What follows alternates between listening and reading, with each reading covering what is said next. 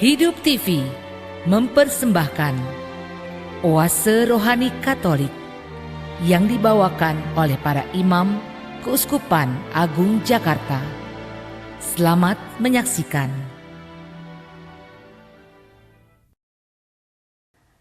Halo, salam jumpa sahabat Oase Rohani Katolik yang terkasih.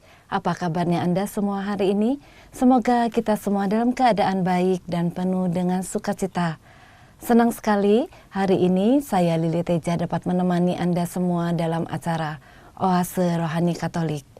Dan pada kesempatan hari ini di studio telah hadir Romo Hieronimus Yosef Dei Rupa OFM yang biasa kita sapa dengan Romo Iron. Halo Romo Iron, apa kabarnya Romo hari ini? Luar biasa hari ini Ibu Lili dan sahabat Oase Rohani Katolik yang saya kasih. Baik, penuh semangat ya Romo ya? Tetap penuh semangat setiap hari ya. Harus ya? Iya. Baiklah sahabat Oase Rohani Katolik yang terkasih, sebelum kita memulai acara Oase Rohani Katolik hari ini, marilah kita mengawalinya dengan doa pembuka bersama Romo Iron. Marilah kita berdoa. Dalam nama Bapa dan Putra dan Roh Kudus, amin. Allah Bapa yang penuh belas kasih, kami bersyukur dan berterima kasih atas begitu banyak berkat yang boleh kami alami dalam kehidupan kami sepanjang hari. Kami berterima kasih atas banyak hal yang boleh kami alami lewat perjumpaan, lewat pertemuan dengan orang-orang di sekitar kami, keluarga kami, teman, sahabat, juga perjumpaan dengan alam semesta yang menunjukkan betapa besar kasih-Mu bagi kami. Karuniakanlah kami Roh Kudus-Mu, agar mampu senantiasa bersyukur atas rahmat kasih-Mu. Dan tuntunlah kami agar mampu juga membawa kasih-Mu kepada orang-orang di sekitar kami, membawa damai, membawa sukacita bagi bangsa dan negara kami. Semoga di tahun berhikmat ini kami menjadi pribadi-pribadi yang mengikuti Engkau yang penuh hikmat dan penuh kasih untuk membawa sukacita dan damai, juga mendoakan secara khusus bagi mereka yang mungkin melukai atau memusuhi kami. Karena kami percaya dalam nama-Mu, dalam kasih-Mu, semua yang baik akan terwujud. Demi Kristus Tuhan dan pengantara kami. Amin. Amin. Dalam nama Bapa dan Putra dan Roh Kudus. Amin. Sahabat Oase Rohani Katolik yang terkasih, hari ini kita memasuki pekan pertama Prapaskah. Sahabat Oase Rohani Katolik yang terkasih, marilah sekarang kita menyiapkan hati untuk mendengarkan bacaan liturgi hari ini. Bacaan pertama diambil dari kitab Ulangan bab 26 ayat 16 sampai 19. Di padang gurun seberang sungai Yordan, Musa berbicara kepada bangsanya. Pada hari ini Tuhan Allahmu memerintahkan engkau melakukan ketetapan dan peraturan. Lakukanlah semuanya itu dengan setia, dengan segenap hatimu dan dengan segenap jiwamu. Pada hari ini engkau telah menerima janji dari Tuhan. Ia akan menjadi Allahmu, dan engkau pun akan hidup menurut jalan yang ditunjukkannya, dan berpegang pada ketetapan, perintah serta peraturannya, dan mendengarkan suaranya. Dan pada hari ini pula, Tuhan telah menerima janji daripadamu, bahwa engkau akan menjadi umat kesayangannya, seperti yang dijanjikannya kepadamu, dan bahwa engkau akan berpegang pada segala perintahnya. Ia pun akan mengangkat engkau di atas segala bangsa seperti telah dijanjikannya untuk menjadi terpuji, ternama, dan terhormat. Maka engkau akan menjadi umat yang kudus bagi Tuhan Allahmu seperti yang dijanjikannya. Demikianlah sabda Tuhan. Syukur kepada Allah. Sahabat Oase Rohani Katolik yang terkasih, marilah sekarang kita menanggapi bacaan yang telah kita dengar dengan Mazmur tanggapan. Berbahagialah orang yang hidup menurut Taurat Tuhan. Berbahagialah orang yang hidup menurut Taurat Tuhan. Berbahagialah orang-orang yang hidupnya tidak bercela, yang hidup menurut Taurat Tuhan. Berbahagialah orang-orang yang memegang peringatan-peringatannya, yang mencari Dia dengan segenap hati. Berbahagialah orang yang hidup menurut Taurat Tuhan.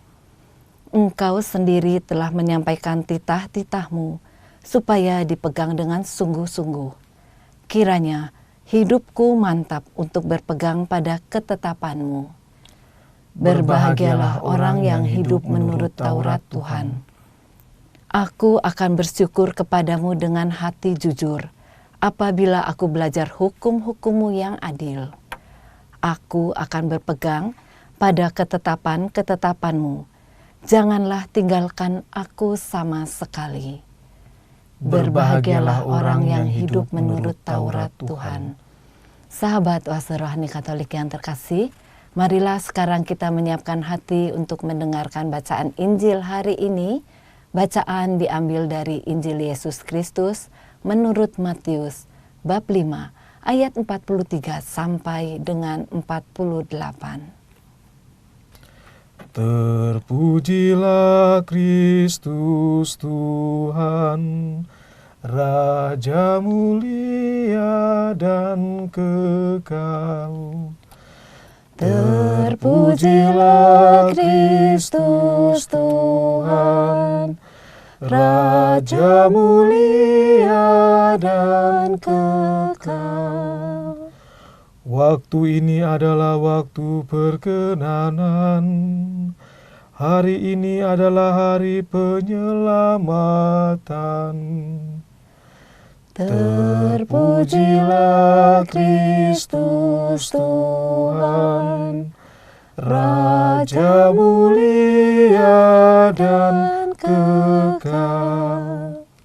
Tuhan sertamu. Dan sertamu juga. Inilah Injil Yesus Kristus menurut Matius. Dimuliakanlah Tuhan. Dalam khotbah di bukit, Yesus berkata kepada murid-muridnya, "Kamu telah mendengar firman, kasihilah sesamamu manusia dan bencilah musuhmu. Tetapi aku berkata kepadamu, kasihilah musuh-musuhmu dan berdoalah bagi mereka yang menganiaya kamu. Karena dengan demikian, kamu menjadi anak-anak Bapamu yang di surga.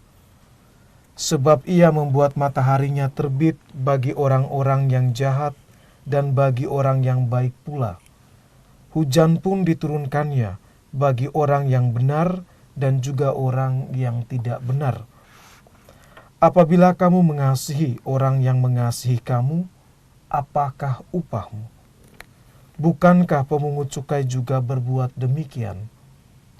Dan apabila kamu hanya memberi salam kepada saudara-saudaramu saja, apakah lebihnya daripada perbuatan orang lain? Bukankah orang yang tidak mengenal Allah pun berbuat demikian? Karena itu haruslah kamu sempurna, sebagaimana Bapamu yang di surga sempurna adanya." Demikianlah Injil Tuhan. Terpujilah Kristus. Sahabat Oase Rohani Katolik yang terkasih, baru saja kita mendengarkan bacaan Injil untuk hari ini. Romo Iron, inspirasi atau kabar sukacita apa Romo yang dapat disampaikan dari bacaan pertama hari ini, Romo? Baik, Ibu Lili yang saya kasihi dan sahabat Oase Rohani Katolik yang saya cintai. Bacaan yang kita dengar pada hari ini, 16 Maret 2019, baik bacaan pertama maupun bacaan Injil, tema yang kita lihat menjadi dominan dari dua bacaan ini adalah kasih kepada Allah atau kasih Allah kepada manusia, dan bagaimana manusia belajar untuk mengasihi Allah dengan sepenuhnya.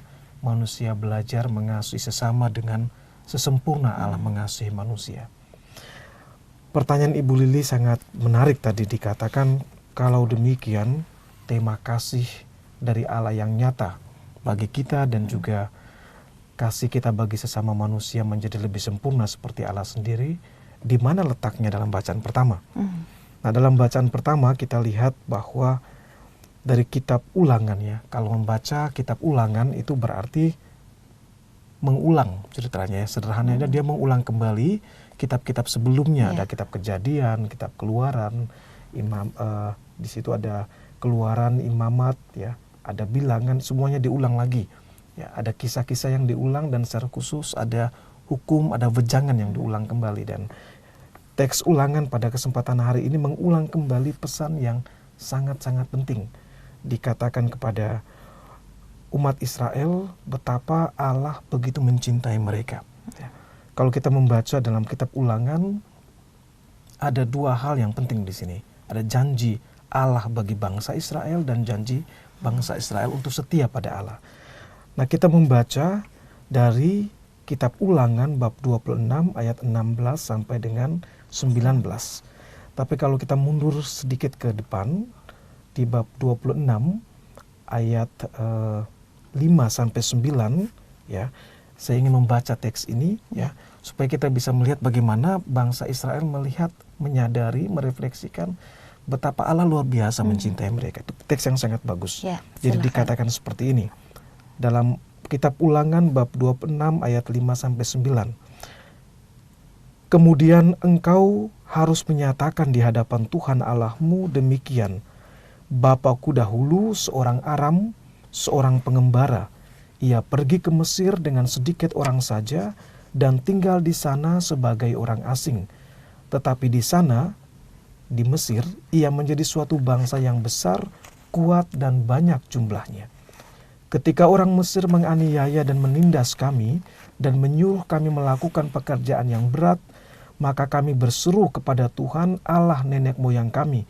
Lalu Tuhan mendengar suara kami dan melihat kesengsaraan dan kesukaran kami dan penindasan terhadap kami. Lalu Tuhan membawa kami keluar dari Mesir dengan tangan yang kuat dan lengan yang teracung, dengan kedahsyatan yang besar dan dengan tanda-tanda serta mujizat-mujizat. Ia berikan kepada kami negeri ini, suatu negeri yang berlimpah-limpah susu dan madunya.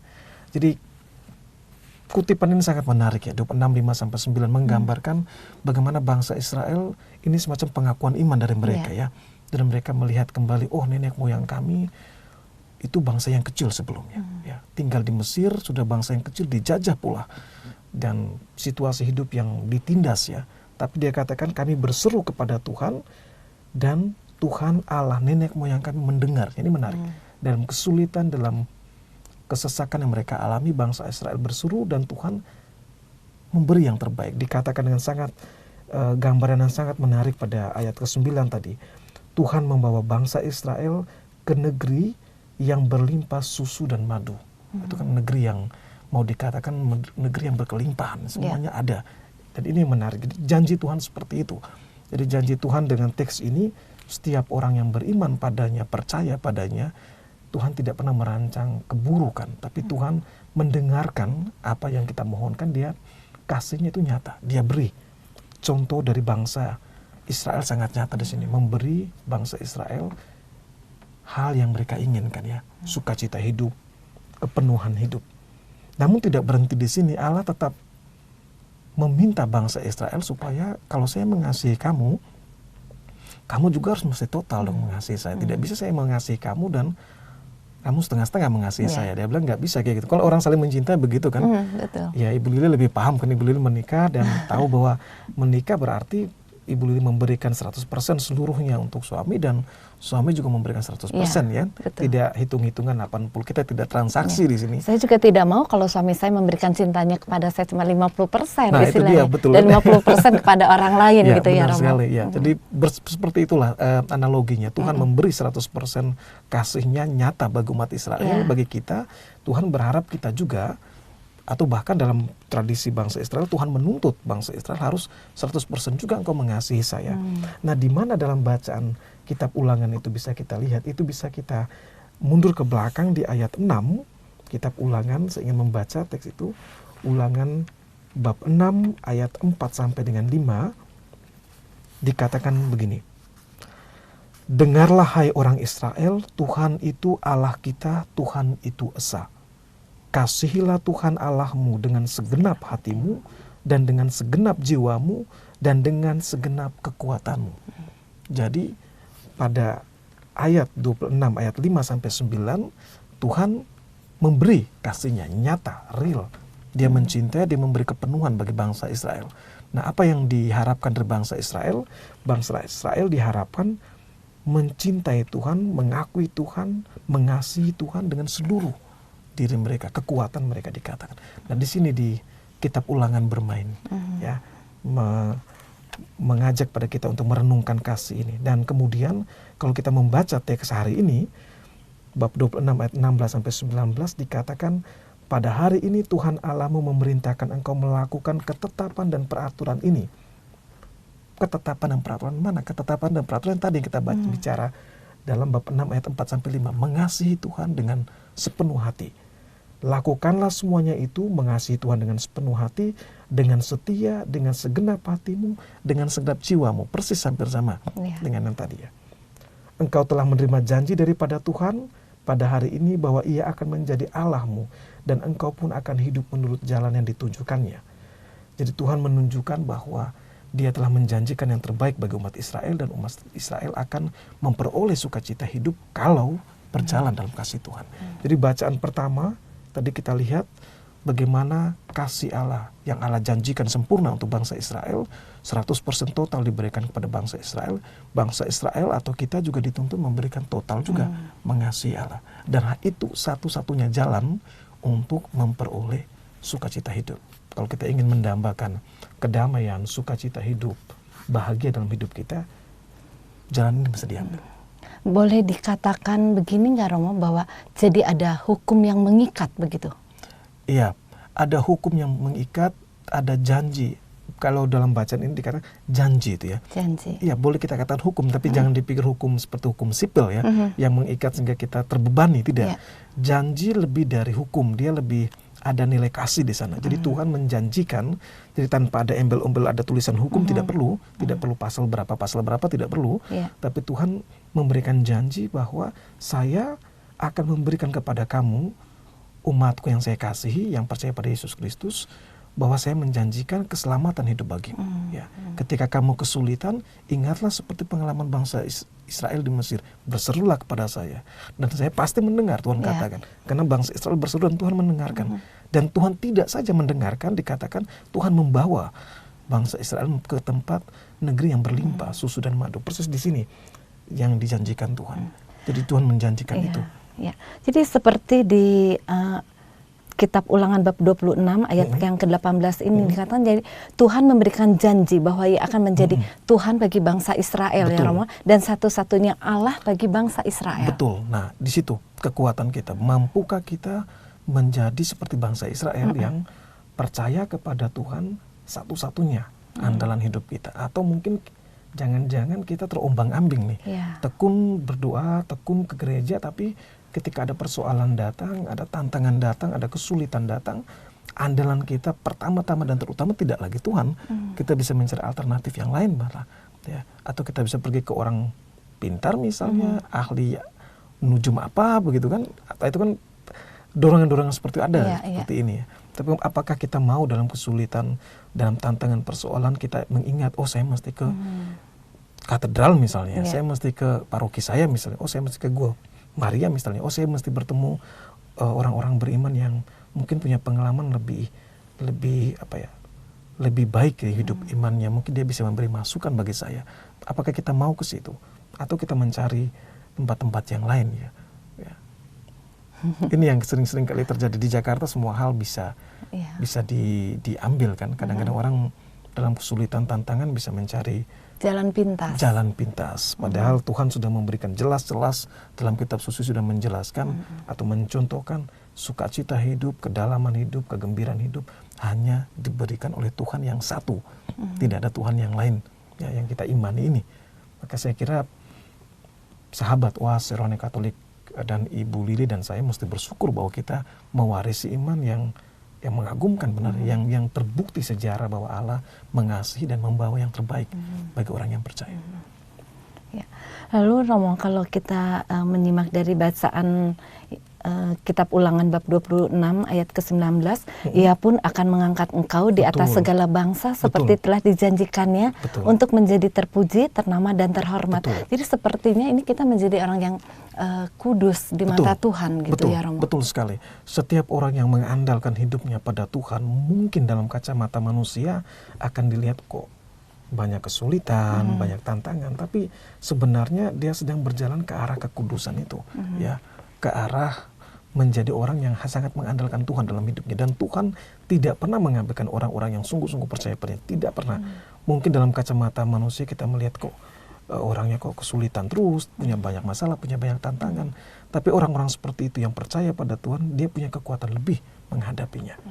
Ya, Romo mungkin bisa menjelaskan lebih detail lagi, Romo. Arti kudus ini seperti apa? Nah, Romo? ini menarik.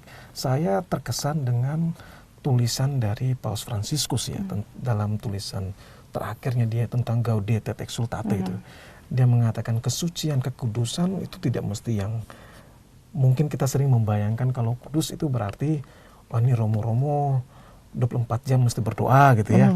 Jadi sebisa mungkin rajin puasa, jangan kemana-mana, nggak boleh nonton ke bioskop misalnya, tidak boleh jalan-jalan seperti itu. Tapi dalam Gaudete et Exsultate itu Paus Fransiskus merefleksikan sangat sederhana. Kudus, suci artinya ketika kita setia dengan pilihan hidup kita masing-masing. Nah, dia contohkan begini. Dalam Gaudete et Exsultate, contoh yang sangat menarik, dia katakan ketika seorang ibu pergi berbelanja, bertemu kawannya di pasar ya. Jadi sangat sederhana ceritanya tentang kekudusan ini. Nah sampai di pasar bertemu dengan kawannya, terus diajak ngobrol oleh kawannya, ngerumpi bahasa kita, ngerumpi gosip gitu ya. Jadi sedang berbicara tentang ibu lain yang tidak ada di dalam pembicaraan itu. Tapi ibu ini tahu bahwa mohon maaf ibunya, ibu yang satu itu akan ngajak dia bicara tentang ibu yang lain. Maka dia mengatakan, oh mohon maaf saya buru-buru karena saya mesti belanja secepatnya, saya mesti pulang ke rumah supaya bisa memasak untuk anak dan suami. Jadi untuk mengelak dari pembicaraan yang buruk itu. Jadi dia pulang ke rumah, sampai di rumah belum sempat dia masak anaknya udah pulang. Nah ketika dia mau masak anaknya kan mau narik-narik tangannya, ibu mesti dengar ceritanya di sekolah. Nah bingung dia nih, mau masak atau mau mendengarkan ya. Tapi perempuan itu punya kemampuan yang luar biasa ya ibu itu. Jadi sekaligus masak, sekaligus mendengarkan anaknya, sekaligus semua hal di dapur dia sekali waktu, sekali jalan gitu ya. Jadi kemampuan itu yang dimiliki. Multi talented Iya, multi talented ya. Perempuan itu kita harus akui. Itu nggak mungkin, bagi saya laki-laki susah tuh. Kalau sudah satu mesti satu, kalau banyak udah susah. Tapi ibu tuh melakukan itu.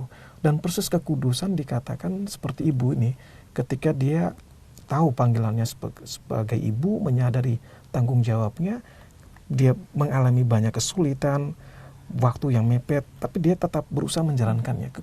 Kekudusan ada di situ yang digambarkan. Jadi kalau kita mengatakan, apa artinya saya menjadi suci, apa artinya saya menjadi kudus, Paus Fransiskus merefleksikan dalam iman kita, lakukanlah yang terbaik dengan pilihan hidup kita masing-masing. Ya. Di mana tempat kita bekerja, bertanggung jawablah di situ, setialah di situ. Di mana kita ditempatkan, kerjakanlah apa yang diminta dengan sungguh-sungguh di situ ya. Jika kita ada kesungguhan di situ, kesuci itu arah dari kesucian. Atau Bapak Uskup Ignatius mengatakan dengan sangat menarik ya dalam tema arah dasar keuskupan 2019, dia katakan orang yang berhikmat itu orang yang kudus gitu ya. Hikmat itu arahnya ke kudus. Jadi kalau kita punya hikmat itu apa diartikan hikmat itu kearifan yang dianugerahkan oleh Tuhan. Jadi sudah ada. Jadi orang yang hikmat, orang yang arif, dalam arti tertentu orang yang kudus. Dia tidak bereaksi cepat ketika ada sesuatu, tapi dia punya waktu untuk tenang sebentar, melihat situasi, memohon Tuhan untuk menerangi dia dan bereaksi. Jadi tidak cepat-cepat untuk ikut gosip, tidak cepat-cepat untuk forward berita-berita yang belum begitu jelas, kita bilang hoax itu ya. Dia masih bisa menahan, bisa bertanya, oh ini berita ini kalau saya sebarkan membuat atau membawa sukacita bagi orang yang menerimanya, atau nanti membuat jadi terpecah belah hubungan kita. Ya. Jadi di sini letaknya saya kira persis jalan kekudusan itu kesetiaan kepada apa yang menjadi panggilan hidup kita. Seperti dalam bacaan pertama ini, kalau orang Israel mau kudus menjadi bangsa yang terpilih, Tuhan katakan sederhana jalannya, setialah pada saya, berikan seluruh hidupmu, kemampuanmu, keyakinanmu pada saya akan menuntun kamu pada bangsa atau saya akan menjadikan kamu, dikatakan tadi seperti Ibu Lili bacakan itu, menjadi bangsa yang kudus, bangsa yang terpuji, bangsa yang terhormat. Ya. Itu menarik, janji Tuhan itu luar biasa kan saya kira. Iya. Ya, menjadi kudus bukan berarti kita menjadi seorang yang kelihatannya selalu berdoa terus gitu ya Romo. Tapi ya. berdoa penting maksud saya, betul. Ya. Berdoa itu perlu, tapi yang lebih penting lagi itu bagaimana kita bisa melakukan hal-hal yang baik gitu ya Romo ya. Katakanlah seperti betul, hal-hal yang baik, hal-hal yang menjadi kehendak Tuhan gitu kan. Dalam Gaudete Exsultate saya ulangi lagi, bahkan Paus Fransiskus mengatakan kalau ditanya KTP kita apa, KTP orang Katolik itu apa, dia katakan KTP orang Katolik itu ada di Sabda Yesus di Bukit. Jadi ketika kita pergi mengunjungi orang sakit, ketika kita melihat orang telanjang kita memberi pakaian, ketika orang lapar kita memberi makanan, ketika orang haus memberi minum, di situ identitas kita. Kalau kita menjadi orang Katolik yang mampu melakukan itu, melakukan kebaikan untuk orang-orang itu yang Yesus katakan di Sabda Bahagia, kita dalam arti tertentu saya bisa katakan kita orang kudus sebenarnya. Tadi Romo mengatakan selain kita melakukan hal-hal yang baik, kita juga harus peka terhadap kehendak Allah. Ya, betul. Romo. Kehendak Allah yang seperti apa, Romo? Kalau bicara kehendak Allah itu jelas dalam bacaan pertama tadi bahwa mengasihi itu, kasih kepada Allah dengan seluruh dirinya. Jadi kita kehendak Allah ya mengasihi Dia. Semua hal yang berkaitan dengan kasih itu kehendak Allah. Dan itu bagaimana kita terjemahkan dalam kehidupan sehari-hari. Relasi kita dengan orang-orang di keluarga kita, teman, sahabat, atau semua mereka yang di sekitar kita. Apakah relasi kita membangun relasi kasih di sana? Kalau kita bicara kasih berarti ada pemberian diri, pengorbanan di sana. Mungkin kita akan banyak harus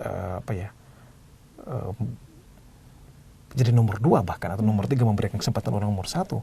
Ya, ada pengakuan, penerimaan kepada orang-orang di sekitar kita, terbuka kepada perbedaan suku, agama, ras, dan golongan. Di situ letak kasih. Kalau kita melakukan itu kehendak Tuhan di situ. Ya. Sebaliknya, kalau kita melakukan hal yang tidak sesuai dengan itu, kita sedang berjalan dengan kehendak kita sendiri. Ya. Baik, terima kasih Romo. Romo, saya menyikapi kembali Romo dari ayat yang ke-19 kalimat terakhir ya Romo, maka engkau akan menjadi umat yang kudus bagi Tuhan Allahmu seperti yang dijanjikannya. Apakah ini berarti bangsa Israel itu menjadi kudus dan bangsa yang lain itu menjadi bangsa yang kafir, Romo? Baik, ini pertanyaan yang menarik ya. Ketika Allah memilih bangsa Israel menjadi kudus dan meminta mereka untuk setia kepadanya karena Allah memilih, itu kehendak Allah. Ya. Allah memilih satu negara, katakanlah satu budaya dengan Yahudian itu, bangsa Israel, untuk menjadi bangsa terpilih. Itu tidak berarti bahwa bangsa yang tidak dipilih Allah itu kafir, tidak. Tapi bangsa terpilih itu dalam pengertian bahwa memang Allah memilih, tidak semua Allah memilih satu bangsa yang bisa membuat perjanjian dengan Dia. Dan dengan bangsa inilah nanti pelan-pelan iman itu berkembang kan sampai saat ini, sehingga kita mendapatkan buahnya saat ini. Iman kekatolikan tidak hanya untuk orang-orang Yahudi yang Kristen saja ya, tidak terbatasi budaya atau suku tertentu. Bicara Katolik kita bicara seluruh orang dengan suku berbeda, negara berbeda, warna kulit berbeda. Jadi tidak berarti bahwa Tuhan memilih Israel maka bangsa lain kafir, tapi sebaliknya Tuhan memilih Israel supaya Israel dengan janji Tuhan itu mereka bisa menjadi contoh bagi iman kekatolikan bahwa Allah memilih partikular yang satu tapi juga untuk disebarkan kepada yang lain. Ya. Baik. Begitu. Oke, baik, terima kasih Romo. Terima kasih kembali. Ya, hendaknya kita tetap setia melakukan ketetapan dan peraturan Tuhan sesuai dengan perintahnya, agar kita dapat menjadi umatnya yang kudus sesuai dengan janjinya. Sahabat Oase Rohani Katolik yang terkasih, kita akan jeda sejenak untuk merenungkan apa yang telah disampaikan oleh Romo Iron. Kita akan kembali lagi dalam sesi yang kedua dalam acara yang sama, Oase Rohani Katolik. Hidup TV mempersembahkan Oase Rohani Katolik yang dibawakan oleh para imam Keuskupan Agung Jakarta. Selamat menyaksikan. Halo sahabat Oase Rohani Katolik yang terkasih, jumpa kembali kita dalam acara Oase Rohani Katolik di sesi yang kedua. Anda masih ditemani oleh Romo Hieronimus Yosef Dei Rupa OFM yang biasa kita sapa dengan Romo Iron dan saya Lili Teja. Bagi saudara-saudari yang terkasih, jika Anda mempunyai pertanyaan atau Anda ingin sharing iman, Anda dapat mengirimkannya ke nomor 0822 1036 1555 atau dapat juga mengirimkannya melalui email ke alamat email kami di orkkaj@yahoo.com.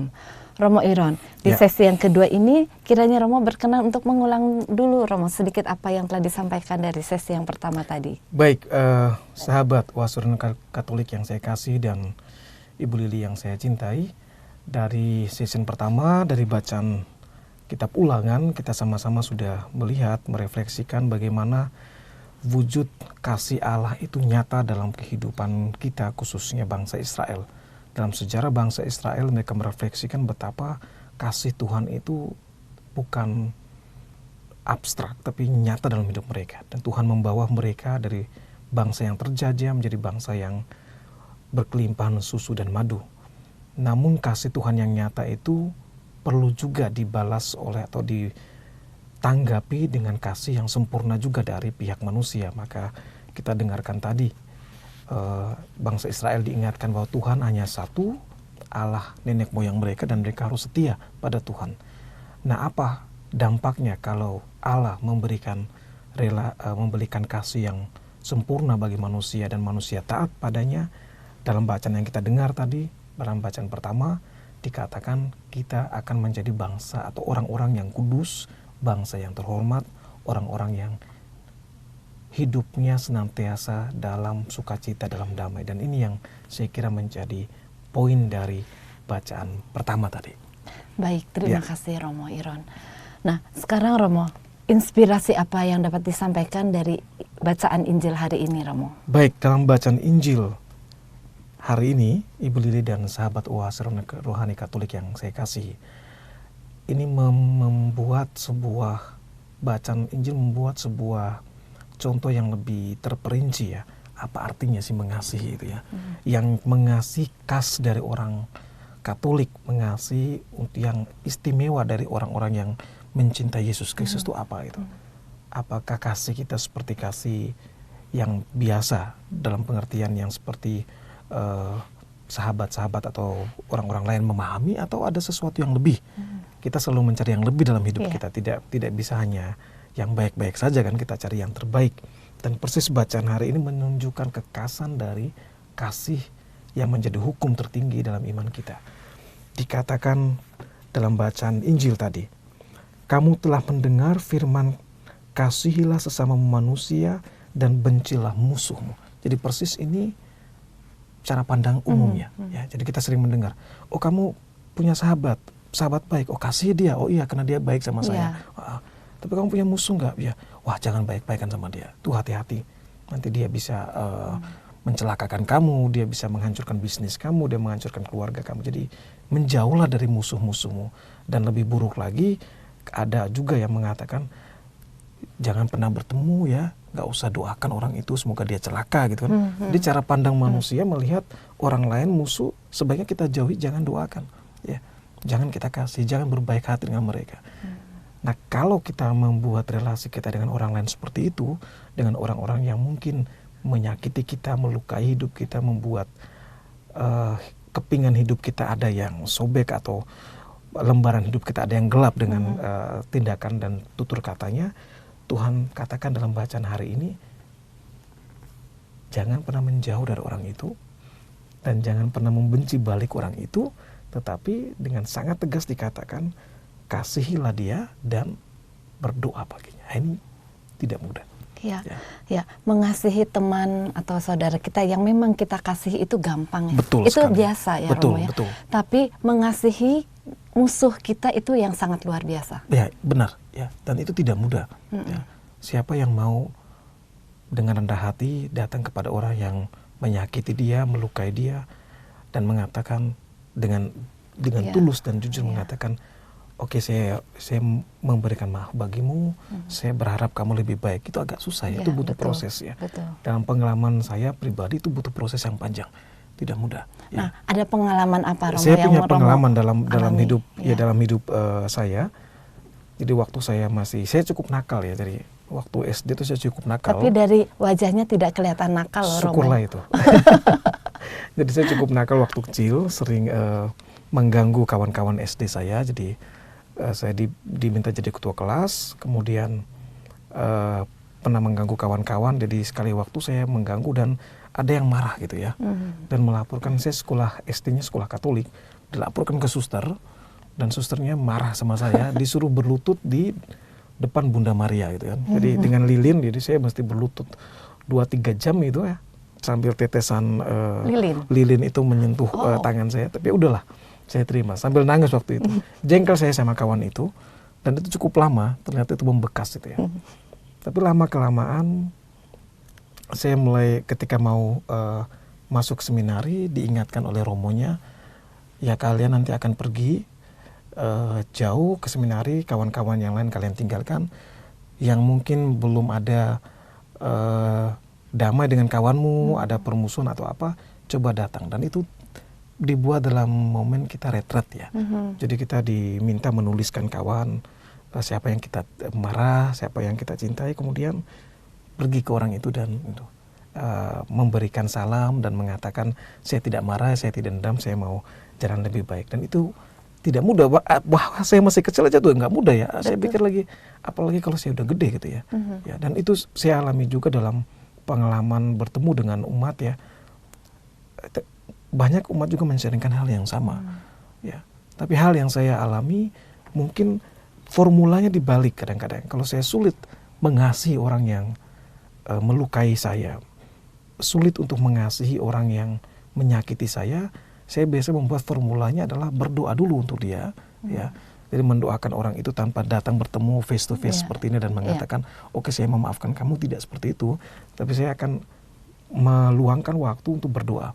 Jadi semacam memproyeksikan dia ada depan saya, ya, saya berdoa untuk dia dan melatih diri untuk seandainya dia ada depan saya akan mengatakan apa, ya. Dan itu memang terbukti ampuh menurut saya. Ketika kita berdoa untuk orang itu, mungkin kita tidak merancang, tidak perlu membuat suatu janji bahwa kita akan bertemu di satu tempat dan bicara hal ini, tidak. Tapi Tuhan meng-create ya, menciptakan momen yang tidak kita duga. Tiba-tiba kita bertemu pada satu momen yang sama yang mau tidak mau kita mesti bicara gitu. Nggak tahu bagaimana, itu sering terjadi. Ya. Dan akhirnya cair dengan sendirinya, situasi, kita tidak melihat lagi ribut-ribut yang kemarin, tapi menjadi cair ya. Dan saya kira ini benar yang dikatakan oleh bacaan Injil hari ini. Jika kita mencintai, mengasihi, mengampuni, hanya mencintai, mengasihi hanya orang-orang yang dekat dengan kita, apa bedanya dengan orang lain? Dikatakan itu dengan sangat baik dikatakan di sini bahwa Tuhan sendiri menerbitkan matahari itu bagi orang jahat dan orang baik. Tuhan memberikan juga hujan, kita sedang mengalami musim-musim ini ya, hujan itu tidak hanya mengatakan, oh ini orang baik ada di mana nih, oh di Jalan Pos Katedral dekat itu ada Istiqlal, ada masjid, kemudian di depannya ada katedral, hujan aja di situ. Bagian kami Rawasari misalnya nggak baik misalnya, banyak yang keliru hidupnya, nggak boleh hujan, enggak. Hujan juga diberikan untuk semua orang, matahari juga diberikan untuk semua orang. Jadi alam bahkan menunjukkan tidak ada pembedaan, kasih Tuhan untuk semua. Nah repotnya kita manusia yang kadang-kadang membuat pembedaan-pembedaan itu kan. Kalau orang baik harusnya begini, kalau orang berdosa harusnya begitu. Tapi Tuhan menunjukkan kepada kita, kita mesti berbuat baik, bahkan lebih mengasihi orang-orang yang kita anggap menyakiti ya, dalam hidup kita. Nah saya kira Ibu Lili juga punya pengalaman yang sama ya, dalam pengalaman hidup berkeluarga, dalam relasi dengan suami, dengan anak, atau mungkin dengan kawan-kawan, ya pengalaman bagaimana bertemu dengan orang-orang yang seperti saya contohkan tadi ya. Itu ada kayak yang bisa di-sharing itu? Ada mungkin ya Romo, saya bisa sharing sedikit. Saya mempunyai, dulu pernah merasa disakiti atau tersakiti lah Romo gitu ya. Saya tidak perlu jelaskan seperti apa mungkin ya Romo ya. Tapi saya tahu saya harus mengampuni orang itu. Betul. Tapi perasaan itu sepertinya tidak mudah dilakukan ya Romo ya, karena ada suatu perasaan seperti dendam gitu Romo. Dia melakukan hal itu kepada saya pun bisa melakukan hal itu. Gitu. Tapi di satu sisi pada suatu waktu seperti dalam misa kita doa Bapa Kami, ada kalimat yang mengatakan ampunilah kesalahan kami seperti kami pun mengampuni yang bersalah kepada kami. Nah, di situ pada saat saya mendoakan kalimat itu, saya nggak tahu kenapa saya bisa menangis ya Romo ya. Di situ saya tersentuh, ini kalimat yang sangat luar biasa yang benar-benar harus saya lakukan. Tuhan telah mengampuni dosa manusia. Kenapa saya tidak bisa mengampuni dosa sesama kita atau orang yang telah menyakiti kita gitu, Romo ya. Nah, jadi di situ saya benar-benar ingin melakukan sesuatu hal yang Tuhan ajarkan kepada kita. Gitu. Dari kejadian itu saya jadi mulai belajar perlahan-perlahan, Romo. Memang tidak bisa sekaligus ya. Saya belajar untuk mendoakan orang yang telah menyakiti saya. Gitu. Memang secara lambat laun rasa sakit hati itu makin lama makin berkurang, Romo. Ya puji Tuhan. Jadi akhirnya saya pun bisa mengampuni dia. Gitu. Walaupun belum sampai tahap bertemu dengan orangnya langsung. Tapi paling tidak dalam diri saya sendiri saya sudah bisa mengampuni orang itu. Gitu. Ya itu luar biasa. Saya ingin mengatakan Ibu Lili mengalami atau mempunyai pengalaman yang mengagumkan ya, dalam pengertian bacaan Injil hari ini menunjukkan betapa Ibu memiliki iman yang Tuhan katakan itu tidak mudah. Dalam saya katakan juga termasuk para Romo atau siapapun religius juga untuk mempraktekkan hal ini dalam hidup bersama di komunitas maupun dalam relasi antara kami ataupun juga umat itu tidak mudah. Kita ketemukan dalam hidup sehari-hari orang malah saling menjatuhkan, saling melukai, kalau ada yang menyakiti saya mesti cari strategi untuk balas dendam kayak gitu kan.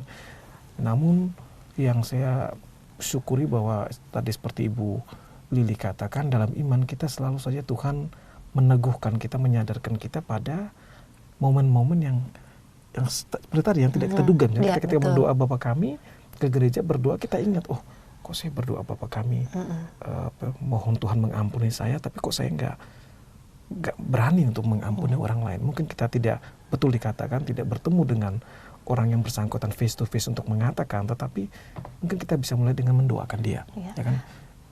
Dan saya pun tidak tahu ya Romo, pada setiap kali kita melakukan perayaan Ekaristi, kita selalu berdoa Bapa Kami. Kalimat itu selalu kita katakan gitu Romo. Tapi kenapa pada saat itu baru saya tersentuh gitu Romo. Untuk melakukan dan menyadari hal itu harus saya lakukan benar-benar, bukan hanya keluar dari perkataan saja. Gitu. Ya, dalam iman kita percaya bahwa Tuhan Roh Kudusnya bekerja setiap momen dalam hidup kita kan. Ya banyak hal yang mungkin dalam hidup kita lihat menjadi hal yang biasa, tiba-tiba pada momen tertentu menjadi luar biasa.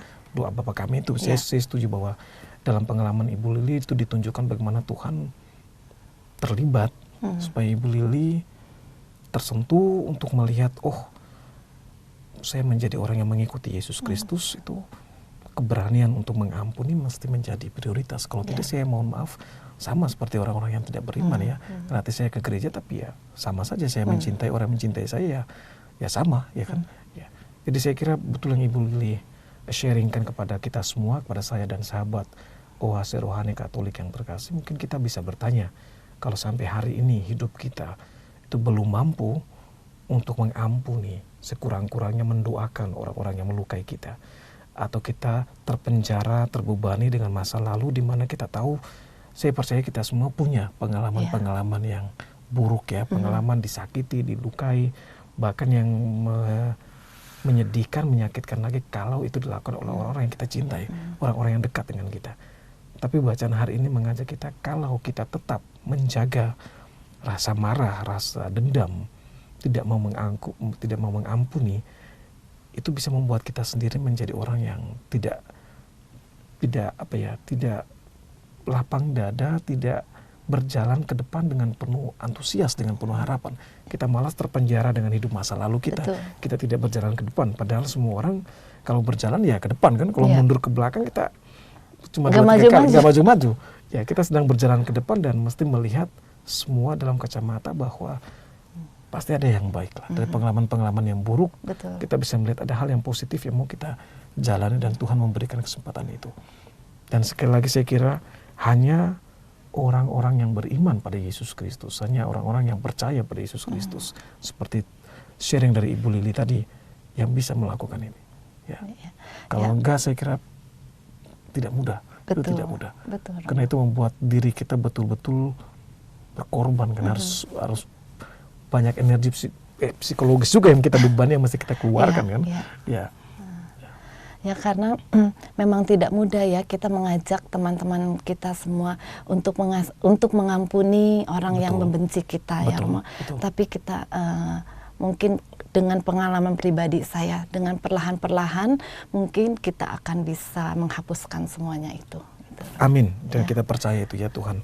Tuhan membantu, Tuhan sudah mengetuk hati kita untuk mengampuni. Tuhan pasti menuntun kita juga pelan-pelan hati kita untuk secara total mengampuni. Ya kan? Dan itu lagi-lagi itu menyembuhkan. Kawan-kawan yang belajar psikologis itu menunjukkan itu orang yang bisa mengampuni itu orang yang bisa bertumbuh dari hari ke hari. Seorang yang tidak mampu mengampuni itu seorang yang ya menjadi bonsai dia. Dia nggak bisa bertumbuh dia. Kelihatan apik, cantik, bagus, tapi dia nggak bertumbuh. Tapi ketika orang yang mengampuni, dia berjalan satu langkah ke depan, ya, sehingga dia lebih baik dari hari ke hari, lebih bisa menerima hidup yang kalau kita lihat hidup ini kan banyak hal tidak sesuai dengan yang kita rencanakan, kan, banyak hal terjadi di luar rencana kita dan kita belajar untuk menerimanya, ya, dia belajar untuk menanggapinya dengan bijak, dengan arif, dengan penuh hikmat dikatakan dalam arah dasar keuskupan kita. Ya. Baik, terima kasih Romo. Kita kembali lagi ya Romo ya, ke bacaan Injil kita hari ini di Matius bab 5 ayat yang ke-46 Romo. Dikatakan begini, apabila kamu mengasihi orang yang mengasihi kamu, apakah upahmu? Bukankah pemungut cukai juga berbuat demikian? Nah, apa maksud dari ayat ini Romo? Iya, dikatakan bahwa kalau kita mengasihi orang yang mengasihi kita, dikatakan itu pemungut cukai juga buat begitu. Pemungut cukai dalam konteks kitab suci kita itu adalah orang-orang yang berdosa ya, yang mereka mengambil keuntungan dari pekerjaan mereka. Nah, apa bedanya dalam arti tentu kita sama orang berdosa kalau begitu? Kalau orang berdosa juga melakukan itu, mengasihi orang yang mengasihi dia, tidak ada bedanya, ya kan? Tapi yang membedakan kita dikatakan ketika kita mengasihi musuh kita, orang-orang yang membenci kita. Dalam kacamata dunia itu salah. Musuh harus dihancurkan, musuh harus dikalahkan, musuh harus dipojokkan, dan kita menang, wah kita hebat, kita hero gitu kan. Tapi kita enggak, heronya bagi pengikut Yesus Kristus bukan membuat orang lain terpojok, terdepak, dijauhkan, dikalahkan, tapi hero bagi kita adalah orang-orang yang tetap merangkul orang-orang yang berbeda darinya, orang-orang yang mungkin juga musuhnya, dia tetap terangkul, tetap mendoakan. Itu hero. Itu yang tidak mudah. Seperti di ayat yang ke-48 dikatakan, karena itu haruslah kamu sempurna sebagaimana Bapamu yang di surga sempurna adanya. Ini bagaimana Romo manusia bisa sempurna seperti Allah Bapa gitu Romo? Sempurna seperti Allah Bapa di surga itu menjadi semacam cita-cita kita. Ya, selama kita di dunia pasti tidak. Kita selalu berjalan tapi cita-cita kita ke situ. Ya, jadi ada cita-cita yang mau kita cari, mau kita kejar. Apa itu? Sempurna seperti Bapa, kudus seperti Bapa.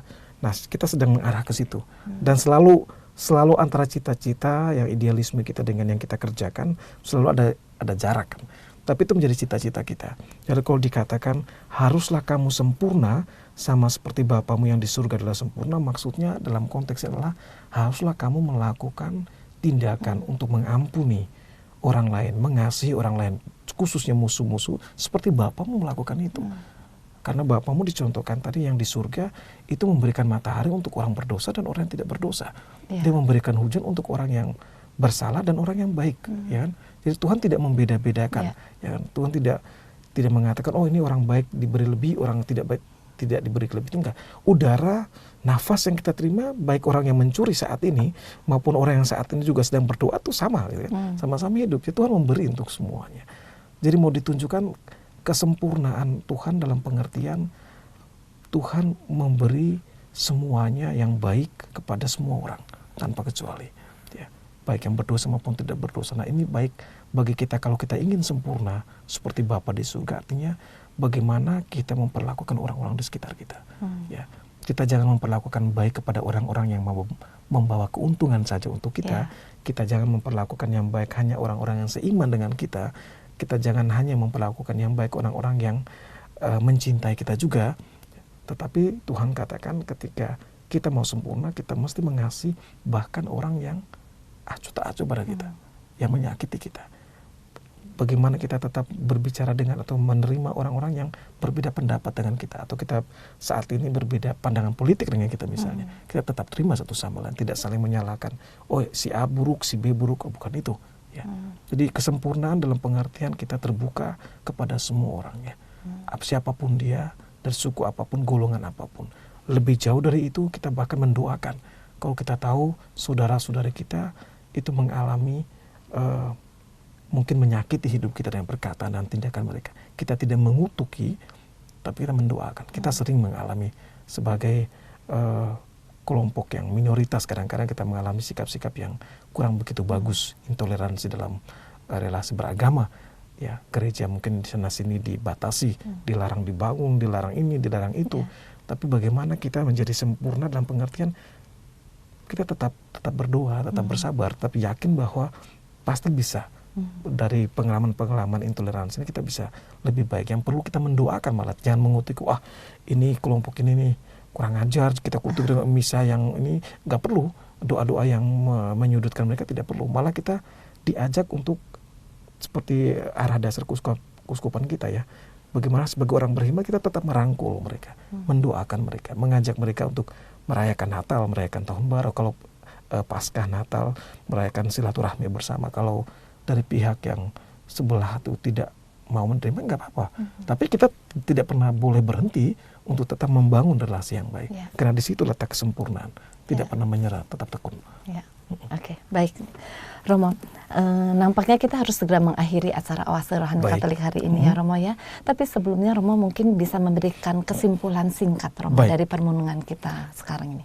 Baik, para sahabat Oase Rohani Katolik yang terkasih dan Ibu Lili yang saya cintai, dari sharing, dari perbincangan, dari refleksi kita, dari bacaan-bacaan hari ini 16 Maret 2019, hal yang bisa kita renungkan bersama adalah kita diajak kembali untuk mengingat dengan sungguh, dengan keyakinan bahwa Allah begitu mencintai kita semua. Dan kasih Tuhan, cinta Tuhan itu nyata dalam hidup kita. Setiap orang seperti bangsa Israel percaya kepada Tuhan, menyerahkan hidupnya dalam Tuhan, dalam tangannya, dalam perlindungannya, kita akan dijadikan orang-orang yang terhormat, dijadikan orang-orang yang terberkati. Kita akan menjadi orang-orang yang kudus, menjadi orang-orang yang senantiasa dilindungi.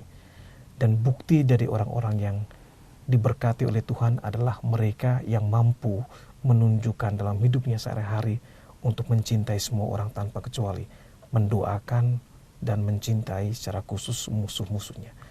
Jadi jika sampai saat ini kita masih mengalami beban karena pengalaman masa lalu, tidak mampu mengampuni orang-orang yang melukai kita, bacaan hari ini mengajak kita, doakanlah orang-orang itu dalam hidup kita. Ya. Dan Tuhan pasti akan merancang. Kalau kita belum berani untuk bertemu face to face untuk menyatakan kita memaafkan dia, Tuhan pasti akan merancang waktu dan tempatnya. Ketika kita bertemu dan semua persoalan yang sebelumnya pernah merintangi relasi kita, pelan-pelan akan gugur dan kita bisa membangun kehidupan bersama yang lebih baik. Dalam nama Tuhan, kasih-Nya kita bisa merancang yang baik untuk berjalan bersama, bahkan merangkul, mencintai orang-orang yang menyakiti atau musuh dari kita. Amin. Baik, terima kasih Romo Iron. Terima kasih Ibu Lili. Ya. Sahabat Oase Rohani Katolik yang terkasih, marilah sekarang kita menutup acara Oase Rohani Katolik hari ini dengan doa penutup dan mohon berkat melalui Romo Iron. Mari kita berdoa. Dalam nama Bapa dan Putra dan Roh Kudus. Amin. Besar kuasa-Mu ya Bapa yang boleh kami terima lewat janji kasih-Mu, janji kesetiaan-Mu, bagi hidup kami sehari-hari. Lewat sejarah keselamatan bangsa Israel, Engkau telah menunjukkan bahwa Engkau menjanjikan sukacita hidup bagi kami semua. Engkau memberikan kasih-Mu bagi kami. Dan dengan demikian Engkau juga menuntut atau berharap dari kami kasih yang sempurna pula padamu. Maka Tuhan, tuntunlah kami agar mewujudkan kasih yang sempurna dari diri kami kepada Engkau dengan mampu menjalankan sikap yang mengampuni, sikap mengasihi semua orang di sekitar kami.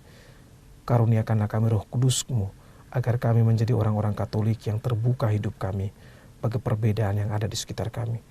Semoga kami belajar untuk memberkati, mengucapkan kata-kata yang menyejukkan dan memberkati, bertindak untuk membuat orang-orang di sekitar kami merasa sukacita dan penuh bahagia. Dan semoga kami belajar tidak melukai, tidak mengutuki orang-orang di sekitar kami yang membuat kami merasa dalam hidup kami dibelenggu, disakiti, dilukai, ditolak.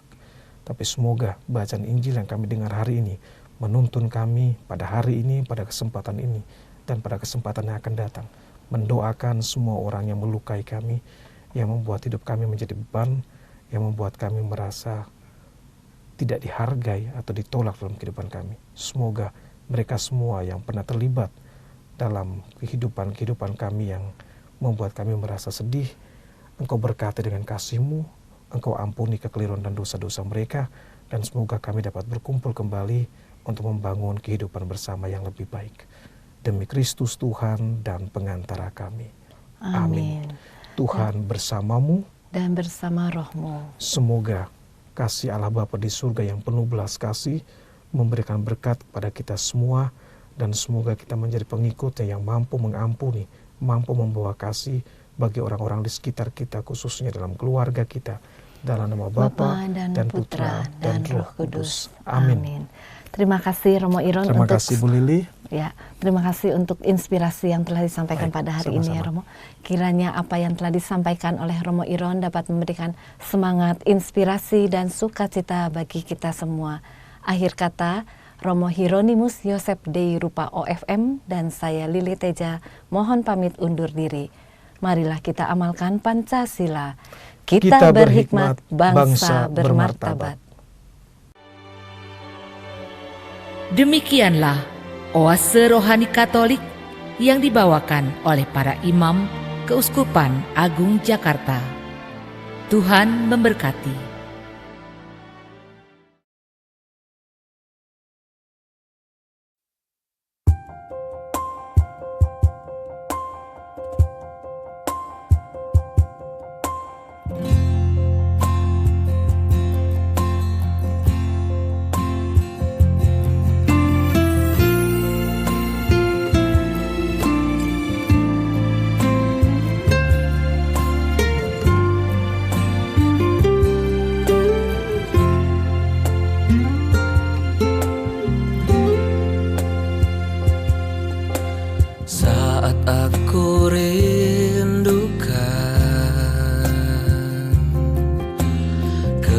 kehadiran-Mu Tuhan,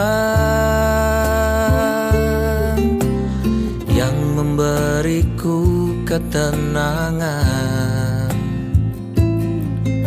dalam setiap jalan hidupku. Lalu aku berdoa dengan segenap jiwa, berharap datang kasih-Mu sekarang. Tuhan, Kau memberkatiku. Terima kasih, Kau yakinkanku bahwa Kau ada dan mengasihiku. Ku puji Engkau selama hidupku, tak lagi ku meragukan-Mu. Terima kasih, Kau yakinkanku bahwa kau ada dan mengasihiku. Ku puji Engkau selama